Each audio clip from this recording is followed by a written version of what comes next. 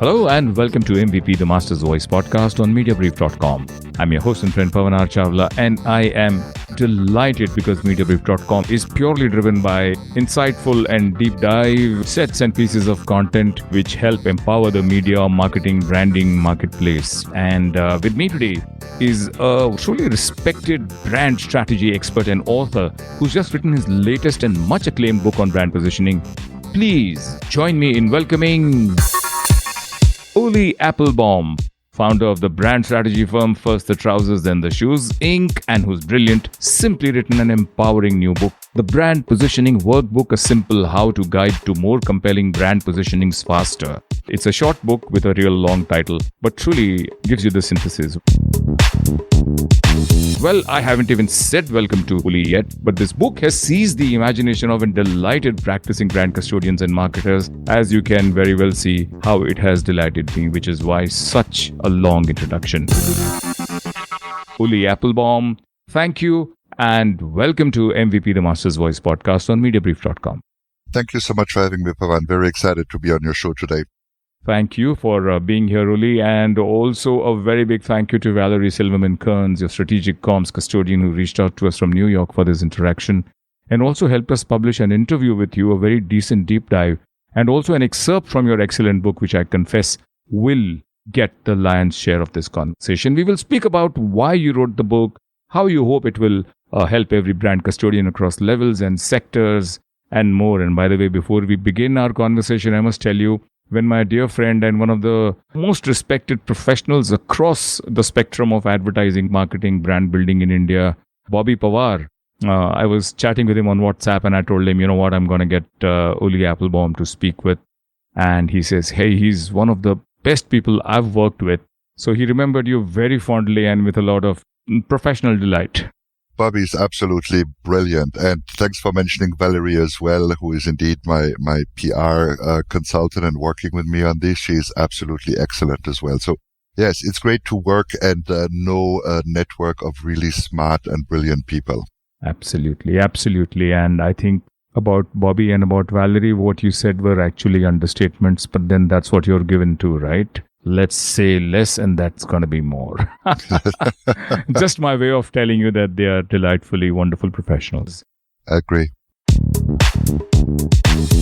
My listeners, the Brand Positioning Workbook draws from author Appelbaum's I'll Call You Ulli by Your Leave, from his extensive career as a senior brand strategist and planner at some of the top advertising agencies in the world today, and amplifies the role of a strategist as the primary guide on the branding journey. The book introduces the reader to easily implemented problem-solving tools, proven territories for productive brainstorming, ideas for breaking down biases and groupthink, tips for more productive virtual brainstorming sessions, and much more. And I think these 3 or 4 sentences are a look at the book from a bird's eye view, but with a magnifying lens. Now I'm into oxymorons. But yeah, and I think if we remember these words and this whole entire approach, what I'm going to do is try and have Ulli peel the layers from this descriptor. So, Ulli, let's begin this conversation, shall we? Absolutely. Right. Why did you decide to write the Brand Positioning Workbook? I know it sounds like a very stupid question because I'm really glad you decided to write it, but I'd like to hear it from you for our listeners also. Also tell us whom you specifically intended it for when you were writing it.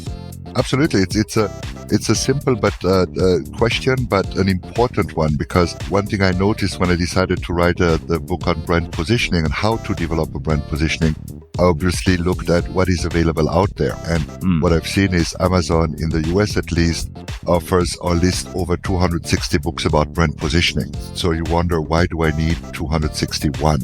And the reason is simply because I've been working on developing brand positionings all over the world for over 20 years now.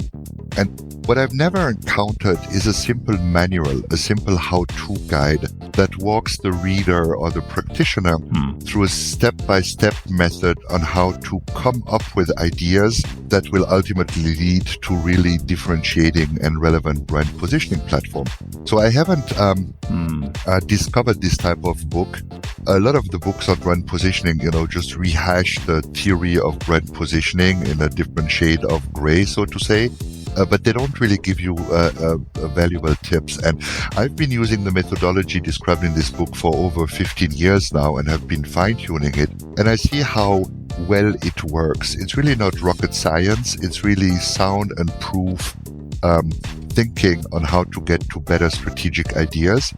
And the ideal audience for the book are really people who are not satisfied, marketing folks who are not satisfied with the status quo, right? So people that really want to try to dig a bit deeper when developing a positioning platform, meaning they want to find a truly innovative solution or platform for their specific brand.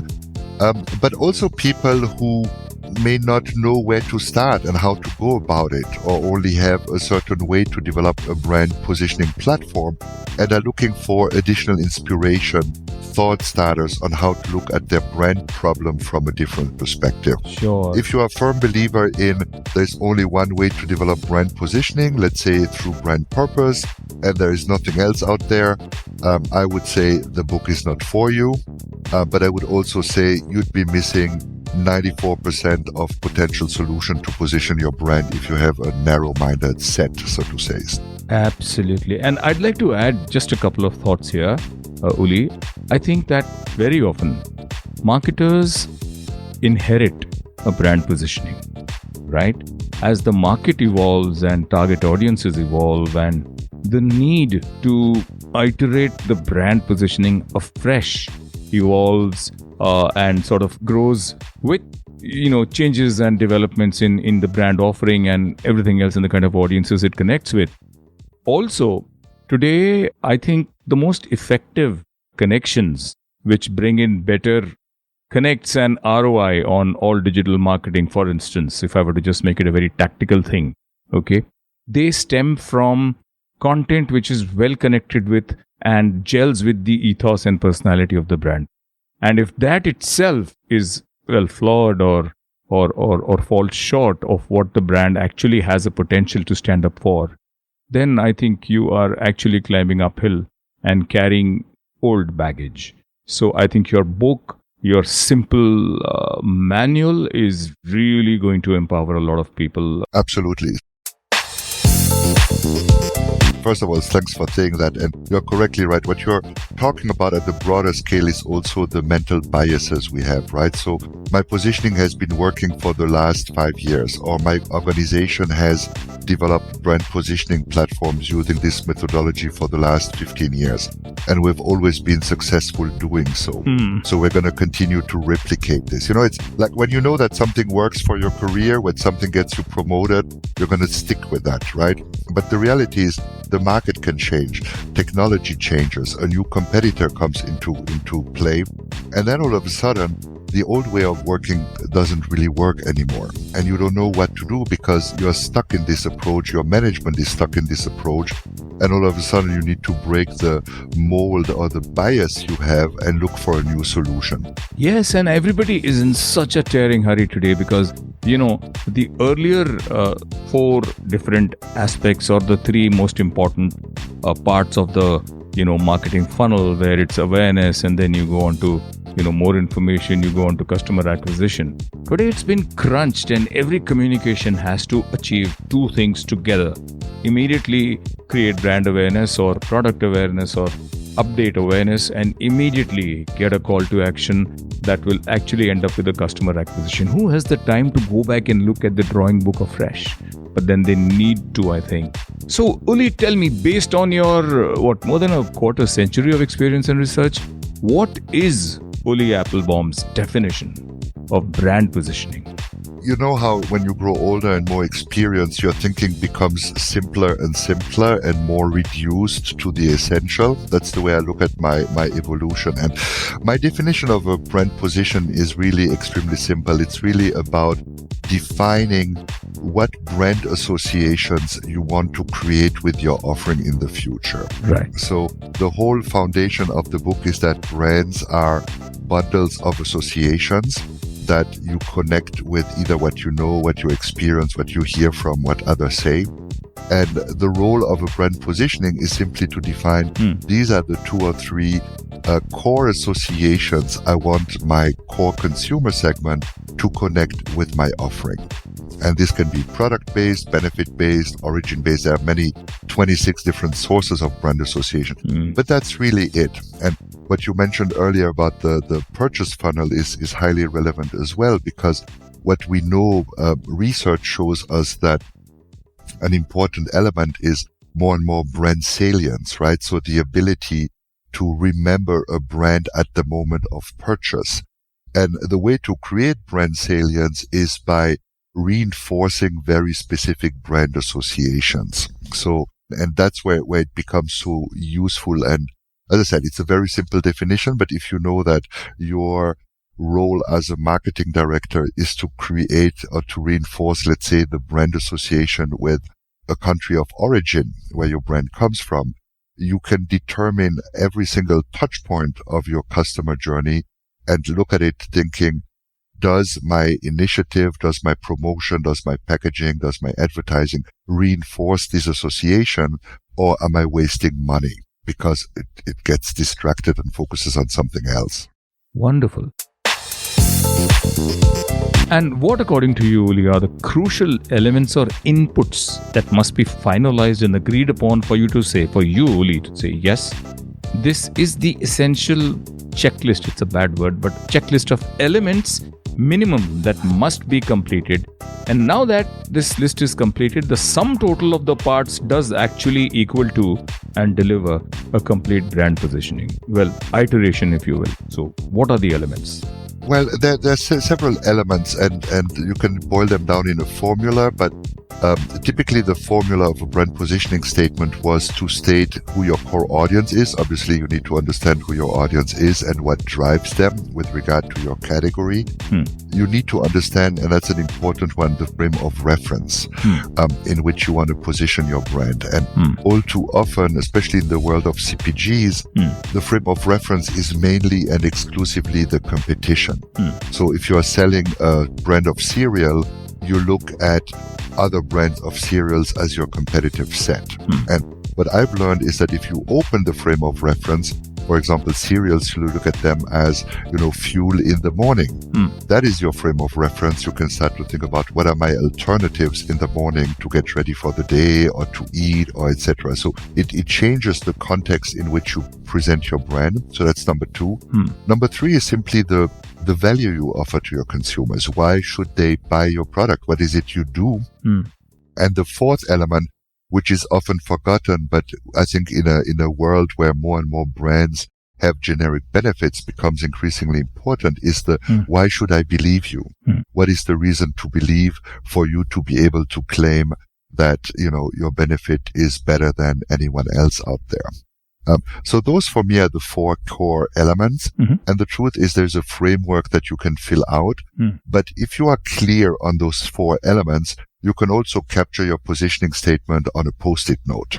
You know what I mean? Lovely. The clarity of your thinking is what matters, not the framework you use. That's very insightful, Ulli. I do believe your book, The Brand Positioning Workbook, and I'm giving the shorter version of the name, deserves a respectable place strutting its spine beside that of the original Great One book that I've loved and I still go back to rereading. I'll just open an occasional page and any page and, marvel at the clarity and the beauty of the expression and thought, which is, Rees and Trout's Positioning, The Battle for Your Mind, which is now in its 20th year. So what makes the Brand Positioning Workbook by Ulli Appelbaum distinct from other books about branding and marketing so that it sort of struts itself and its spine proudly beside the original great of the Rees and Trout's Positioning? So, Pavan, you make my day by mentioning in the same sentence Trout and Rees's Positioning book and my book, because at the core, really what drove me, the Brand Positioning book by Trout and Rees is literally what pulled me into the industry. I read this when I was a student, and I said, this is what I want to do in my career. And but over the years, I then realized it's great. They established a concept. They really became very influential in the world of marketing, but they really didn't tell you how to get to this positioning, how to win this battle. They give you principles on what makes a good positioning, but they don't give you the how-to guide on how to do that. And this is, in my humble opinion, what I tried to do in this book, Pavan, which is simply give people a step-by-step process on how to do that. And the core premises, there are two core elements that guide this book. One is I look at the strategy process as a creative problem-solving process. And what many people tend to forget is that the creative problem-solving process really follows a rigor and sort of like guidelines that allow you to come up with more ideas. And that means define a problem, have a divergent phase where you look at as many options as possible from as many different perspectives as possible. Then you have a convergent thinking phase, which is all about I rationalize everything, I group everything, I assess, do the ideas meet my objective? So it's where your rational brain kicks back in, and then you implement it. So this premise that strategic process is a creative problem-solving exercise is the first idea of this book. And the second idea I mentioned, the second phase of the creative problem-solving process is a divergent phase, is the ability to look at a variety, at your problem from a variety of perspectives. And what's specific about my book is that I analyzed over 1,200 case studies of effective brand building, efficaces, and I identified what I call 26 sources of brand associations. Lovely, Ulli. Excellent. In your book, you share 26 different territories that can be used as inspiration for marketers who are developing their own brand positioning platform. How did you go about developing these territories that you describe? That's a great question. Thank you, Pavan. It started with an observation, right? When I was younger in my career, I worked on various clients, including Procter & Gamble, on various countries. And what I realized is I saw sort of like patterns emerge. And those patterns were true across geographies, across time zones, and across categories. For example, I realized that one brand used a country of origin platform to differentiate itself in a specific category. But then you could also see another brand in a very different country, in a very different category, also use the country of origin platform to differentiate itself and add substance to the benefit. And I started to observe these patterns, and I asked myself, how many of these patterns can I identify? And then, I'm not a theoretical or academic person, so I literally just looked at many, many case studies, actually close to 1,200. And basically every time I saw a new pattern, I captured it. And at the end of my search process, I ended up with these 26. How much time did it take? This is like really massive research. 10 plus years. So because it's not a full-time job, and you start a family and you grow in your career, it takes more and more time. So It's not something you do over a weekend. No, of course. But every time I saw a case study, I would capture it. Every time I saw training material, I would keep it, etc., etc. So it took me a longer time. But the reality is also I started to apply this thinking in my workshops and in my actual work. So that allowed me to fine-tune them and to sharpen them as I went along. So, so I ended up with these 26 territories that the beauty of, if you explore them systematically when thinking about your brand, gives you what I mentioned earlier in this divergent phase, the opportunity to look at your brand from all these different angles. Which I haven't found another methodology that does that. Amazing. 10 years of research across a 25-year career so far, and a rewarding and a very distinguished career. You are truly a very respected brand strategist. Absolutely wonderful. So 10 years and you've 26 different territories across these 10 years. Tell me, which are the most, let's say, recurring or most important ones? And not that will mean that you say, okay, just these are enough. Obviously not, because you've listed 26. And in the next couple of years, you might want to add another couple. So I don't know. It's always an ever learning process that doesn't stop.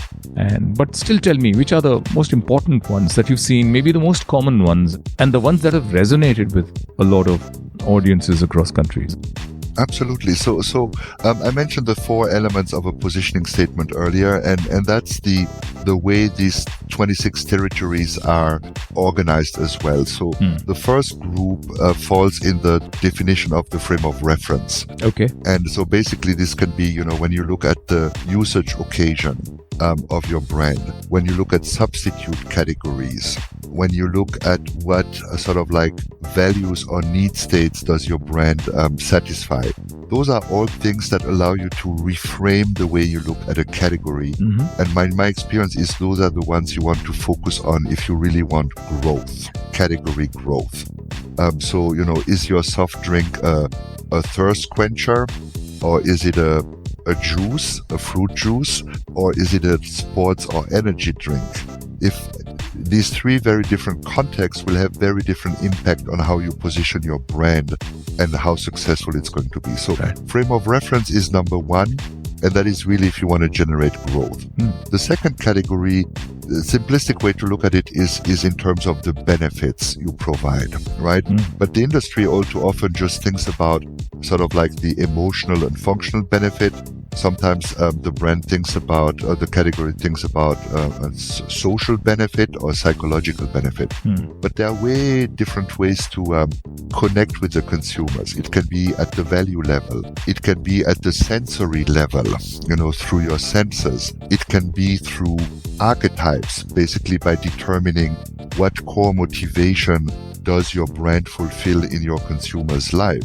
So the whole benefit section in itself comprises 8 or 9 different sources of brand association that go beyond the product benefit and the sort of like functional and emotional benefit. And the third area, which I think is often neglected, advertising agencies don't like to focus on them and clients like to over-focus on them, is what is it in your product or in your service that is unique about it that allows me to claim the benefit you're claiming, right? So basically, what is your reason to believe?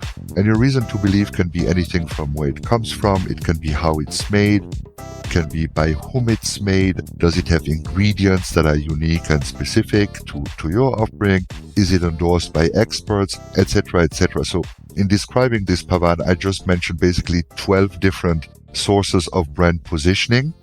So you mentioned there are 26 of them, that if you explore systematically, really gives you a richness in understanding your brand that I haven't seen anywhere else, in all modesty. I mean, I'm biased, of course. Not at all, really. I think your book is truly amazing. And in fact, we're going to be starting a crossword for media marketing advertising people to solve. You probably start as a weekly first because it's difficult to create them, and I will be creating them myself and get some other experts also. So I hope to put up a couple of copies of your book as prizes for people to try and win. So, Ulli, what are the different applications of the methodology that you outlined in this excellent book of yours? That's a great question, Pavan. And actually, I've learned over the years that the number of application is fairly broad, because what the book does, the method, it gives you a way of thinking. That's really what it does. And I've used it, and I've seen people use it, obviously, to develop a brand positioning from scratch, from a new brand, or to reposition an existing brand. But I've also used it to refresh a brand positioning. At the beginning of the podcast, you mentioned the need to, you develop a positioning 5 years later, you need to refresh it. What these 26 territories allow you to do is really to add a tremendous amount of texture to your core positioning, and just tell more interesting stories still aligned with your core positioning, if that's what is the right thing for the market. But I've also used it for developing new product ideas and developing messaging strategies. So basically, what is it I need to communicate in my TV spot? You can use that approach to come up with different options on what to communicate. And one part I enjoy a lot is I've used it also just to train people, whether it's, in-house training. I've been invited by various agencies to talk about the methodology, to basically teach people to think more creatively in the strategic context. And then a lot of people reach out to me and say they love it because it allows them to overcome mental blocks. You're under time pressure, you don't have much information about your brand, but you got to deliver a brief tomorrow morning. Shoot, how am I going to look at it? What this allows you to do is really sort of like release the blocks you have and look at your brand from different perspective, and this will always trigger an idea. So as I said, Pavan, it's really a way of thinking that can be applied to a whole variety of different brand applications, obviously. And when I now go back to that little descriptor I shared about the book when I was introducing it before, or just in the beginning of our conversation, Ulli, where I said that, this is a book that is introducing the reader to easily implemented problem-solving tools, proven territories for productive brainstorming, ideas for breaking down biases, and groupthink. I think groupthink is the biggest. Okay, let's, herd and be together and say, yeah, but all of us thought that. Yeah. And then tips for more productive virtual brainstorming sessions and much more. So absolutely amazing. I totally understand, or at least I get some of the various different applications of the methodology. You actually summarize it much better than I did, Pavan. So thank you for that. And something, Ulli, I am convinced, actually, I believe that every student and practitioner, and, I do interact a lot with students, whether at MICA or even the smaller but amazing BMM colleges and, across Bombay and different cities. I was at Presidency in Bangalore recently. And, young students who have wide-eyed, bright-eyed youngsters. And I think from those students to practitioners, from beginners to expert to self or industry proclaimed gurus, will benefit a great deal from reading a book.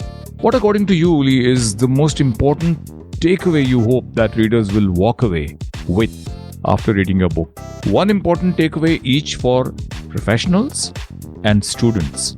It could be the same.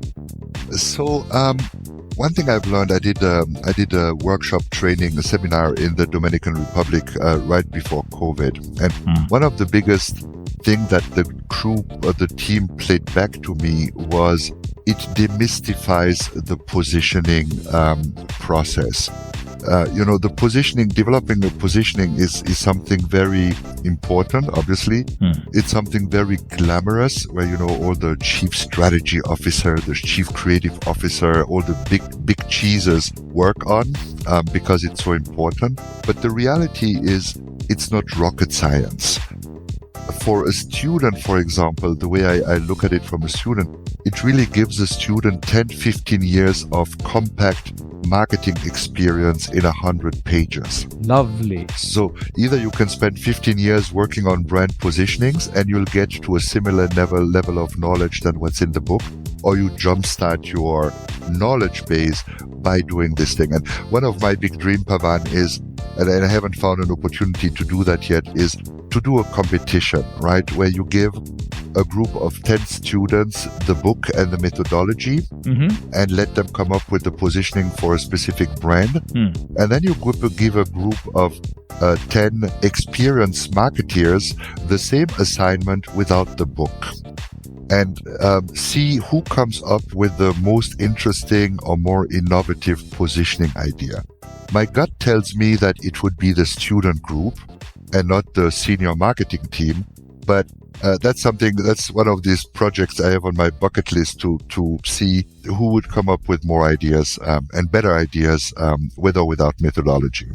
Wonderful. Ulli, this has been extremely insightful for me because it also tells me that, Bertrand Russell said education is the worst sort of limiter for the child's imagination. So, not his exact words, just the essence of what I remember from very, very many years ago, but I think it's correct. And that's what you also just sort of alluded to because, the templated ways of thinking. I mean, a good model can, or a process can indeed become a template, which becomes sort of guardrails, which then become the box in which you are sort of jumping around. So essentially, yes, you have to think beyond. Absolutely. So, Ulli, that was a very helpful guided bird's eye tour of your book and the benefits from practical applications based upon the recommendations that you've made in the book. And I'm sure will surely accrue a lot of benefits to the brands and branding marketplace, if I may vaguely call it that. What impact do you hope to have on the marketing branding industry with the Brand Positioning Workbook? Well, first of all, thank you for those generous and kind words. Really appreciate this. If I had to describe the impact on the marketing community, it's very ambitious, but it's make strategic thinking and brand positioning better. First of all, you see in many categories, brands are positioned on top of each other in a very generic fashion, and that drives me crazy. And second, I was lucky when I started my career 25 years ago to really get training, excellent training resources, companies spending a lot of money to train me and my colleagues, and access to some of the smartest people in the industry. All this marketing knowledge, I feel, is disappearing or has disappeared. So what I'd like to do is really share this in a sense and make sure that it doesn't get lost so that people can do smarter strategies and therefore build brands that are a bit more exciting. And frankly, in the process, help their own careers, right? We live in this world that is all about transactions, marketing transaction. But I still believe that if you have a junior in a room that comes up with a brilliant strategic idea on how to position a brand, I really believe that's how you build your careers. Not by saying, oh, I have a new cool post for TikTok, or I have a cool new picture for Instagram. That is not, it might be wrong, I might be outdated here, but I still believe if you come up with this one thought that really drives the growth of a brand, that is how you succeed in your career.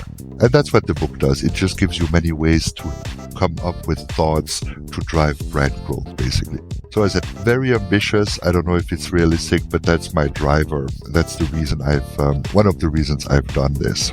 Amazing. You've actually decided to share a cull and collate synthesis, the cream of the learning, and put it in a nicely, beautifully structured kind of a process way. I'd say it's like the idiot's guide to reimagining and refreshing brand positioning. Yeah. Frankly, somebody who doesn't know anything about it.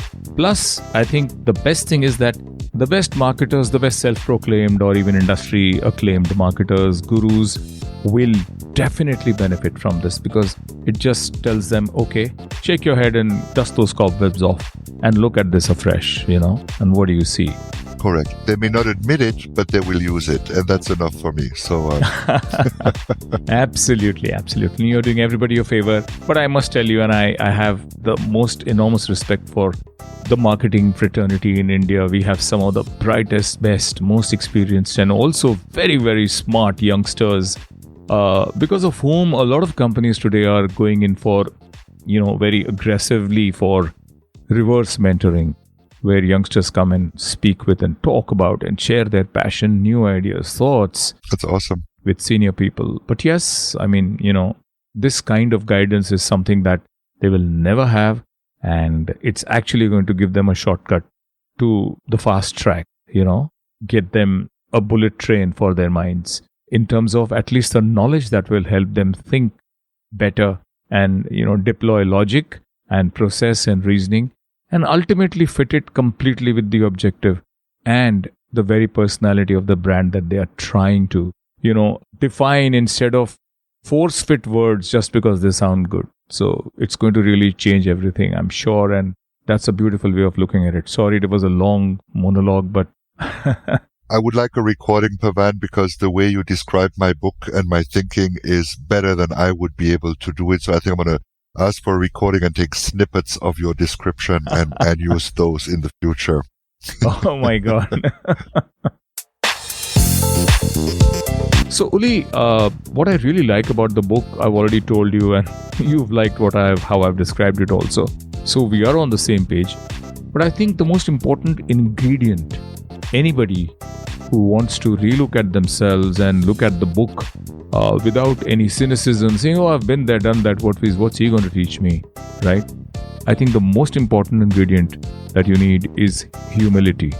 The ability to look at it, with humility and the confidence that I must try and cull from this and get what benefit I can. So what for you is the sweet spot where promoters and brand custodians and CMOs should look at this book from? What is the perspective they should have in mind when they open this book? That's another good question. Asking great question, Pavan. I think it has to do with the attitude of a marketeer or person, right? So it's either you have the mindset, I know everything and I'm always right and I'm the king of the world and I have the better ideas, or you have the mindset of, there's always an opportunity to learn. Someone may have an idea that is actually better than mine.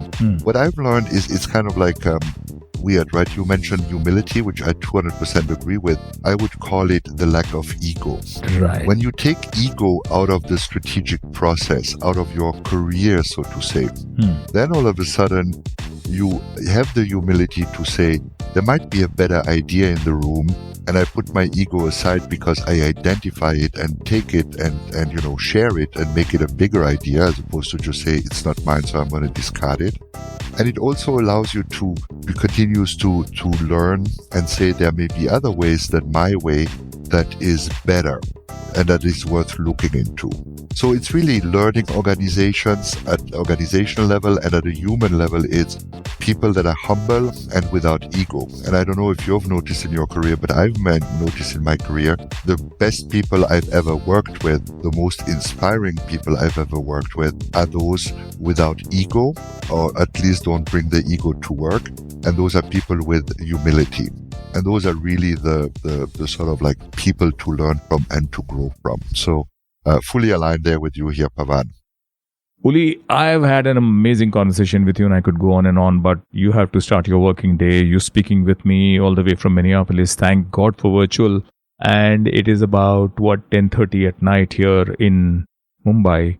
And thank you for the time. I really enjoyed the conversation. Very insightful, a lot of guidance, a lot of inspiration, and a nice, big, strong, solid nudge that, hey, you know what? There's another beautiful way of looking at life and brands and how we go about approaching them. So thank you very much. What did you think of our chat so far? So, I'm very humbled. Thanks for having me, invited me, Pavan.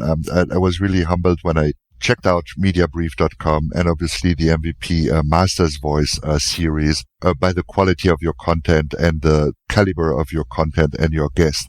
So I'm the one humbled to be on your show and to be able to contribute a little bit about this. And also thank you for giving me the opportunity to introduce me to the Indian market, to the Indian market community. I hope that by, promoting your content, I'll be able to share the quality of your content on the North American platform as well. Thank you very much indeed. Thank you so much, Ulli. You're very, very kind. And thanks once again to Valerie Silverman-Kearns for having connected us.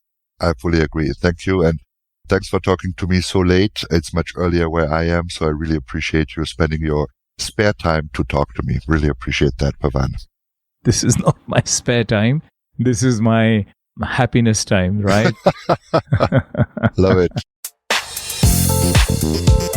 You're tuned to MVP, the Master's Voice podcast on Mediabrief.com. I'm your host and friend Pavan Chawla. With me is Ulli Appelbaum, founder of the brand strategy firm First the Trousers, Then the Shoes, and writer of this amazing The Brand Positioning Workbook. Ulli, you have 35 seconds. Why should marketers read this book? If they really want to build brands that stand out from the competitive environment, but that really strike a chord with consumers and are looking for solutions that go outside the collective thinking, that's why they should be reading the book, to find out with this unique nugget of ideas to help build brands. And it's a beautiful process-driven thing which will make it really simple for them. Absolutely. Go ahead, buy this book. It's on Amazon and it's also available elsewhere. Ulli Appelbaum, founder of the brand strategy firm First the Trousers, Then the Shoes, Inc., and whose brilliant, simply written and empowering new book, The Brand Positioning Workbook, has seized the imagination of and delighted practicing brand custodians and marketers alike, was my distinguished guest on this episode of MVP, the Master's Voice podcast on Mediabrief.com. I found this conversation extremely insightful, delightful, and truly empowering. I hope you did too. Till we meet again in the next episode of MVP, the Master's Voice podcast from Mediabrief.com, this is your host and friend Pavan Chawla saying thank you for tuning in. Take care. Stay safe. Bye-bye.